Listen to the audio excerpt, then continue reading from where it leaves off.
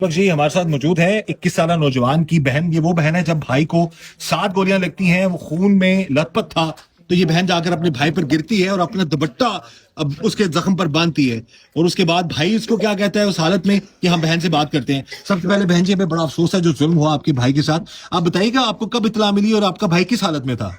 ہم لوگ گھر میں کام کر رہے تھے, میں اور امی, اور باہر سے کسی نے کہا آپ کے بیٹے کو مار کے پھینک گئے. ہم لوگ ویسے ہی بھاگے میں اور امی, اور ادھر جا کے جب دیکھا 3-4 آدمی اس کے اوپر کھڑے ہوئے تھے, اور مجھ سے دیکھا نہ گیا. میں نے اپنا دوپٹہ اتار کے اس کے زخم پر باندھ دیا, اور پتہ نہیں مجھے چلا اور میں نیچے گر گئی.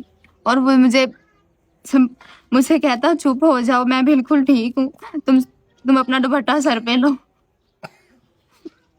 آپ کو تسلی دے رہا تھا, اور اس حالت میں بھی اس بھائی کو, یہ بھی بھائی ہیں ان کے مقتول کے, اس بھائی کے اس حالت میں بھی وہ اس چیز کی فکر تھی, اس کو اپنی بہنوں کی عزتوں کا رکھوالا تھا وہ.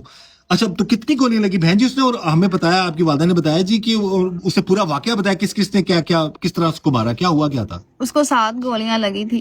اچھا, وہ چارہ لے کے آ رہا تھا, تو آگے سے اسے پتہ ہی نہیں اس کے ساتھ کیا ہونا ہے. جب وہ تھوڑی سی آگے آیا ہے, اور وہ پتہ نہیں چلا, 2 آدمی پیچھے کھڑے ہو گئے اور 2 آگے اس کے ریڑی کے آگے کھڑے ہو گئے ہیں, اور اسے للکارنے لگے ہیں, اور اسے کھینچ کے ریڑی سے نیچے اتارا ہے.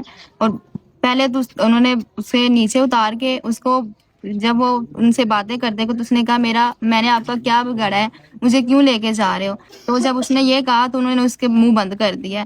تو جب وہ بھاگنے لگا, اسے پیچھے سے گولی ماری اور وہ نیچے گر گیا.